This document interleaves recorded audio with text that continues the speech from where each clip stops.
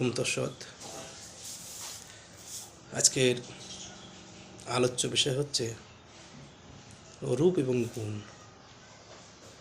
শাস্ত্র বলছেন, কোকিলানাং সরূপম নারী রূপং পতিব্রতম বিদ্যারূপং কুরূপোনাম ক্ষমারূপং তপস্বিনাম।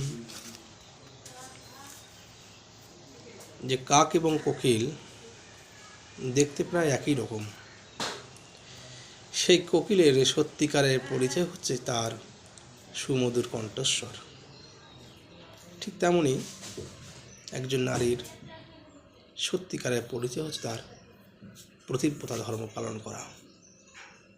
কারণ রূপ এবং যৌবন সদা সঙ্গ দেয় না। এবং বিদ্যারূপং কুরূপণাং, অনেক কুৎসিত লোক রয়েছেন পৃথিবীতে, তাদের সব থেকে বড় গুণ হচ্ছে বিদ্যা, সব থেকে বড় রূপ হচ্ছে বিদ্যা। এবং যারা তপস্বী রয়েছেন, তপস্বীদের সব থেকে বড় গুণ হচ্ছে ক্ষমা করা। জয় মা কালী।